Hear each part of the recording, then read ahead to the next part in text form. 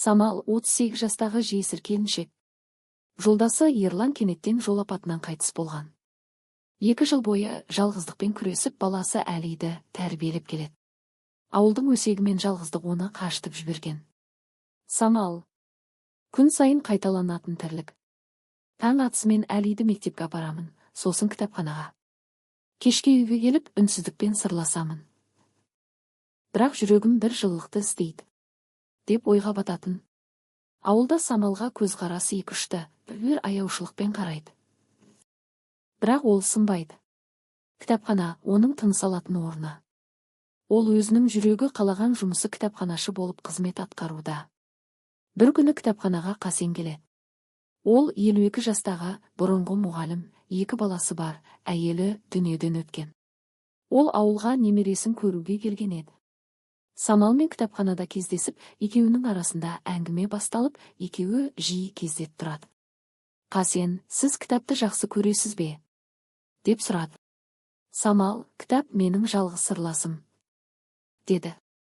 Қасен, олай болса біз екеумізді жалғыз деп айтуға болмайды, деді. Қасеннің парасатты сөзі мен сабырлы мінезі Самалдың жүрегіне үміт ұялатады. Екеуі табиғат аясында серуендеп өмір туралы сырласады. Қасен мен Самал арасындағы сезім тереңдей түседі. Бірақ ауылда өсек тарайды. Қасеннің балалары Айгүл мен Ермек бұл қарым-қатынасқа. Қасен, мен өмір бойы балаларым үшін өмір сүрдім.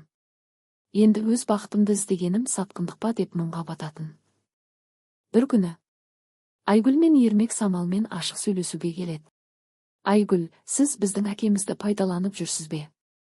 Деп сұрады. Самал, мен ешкімді пайдаланбаймын. Мен тек адамша өмір сүргім келеді.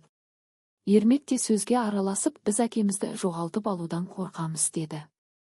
Қасен балалармен сөйлесіп, өз сезімін түсіндіреді. Бірақ олар әлі де қарсы екендігін білдірді. Қасен кенеттен ауырып ауруханаға түседі. Самал оны күтіп ауруханада болып, шынайы қамқорлығын көрсетеді. Балалары бұл сәтте Самалдың шынайы екендігін көреді. Ол біз ойлағанда емес. Ол әкемізге шын жаны ашиды, деген ойға келеді. Қасен ауруханадан жазылып шығады. Балалары Самалмен сөйлесіп кешірім сұрайды. Екеуі ауылда шағын той жасап, бірге өмір сүруге шешім қабылдайды. Қасен, біз кешіккен махаббаттың куәсіміз, деді.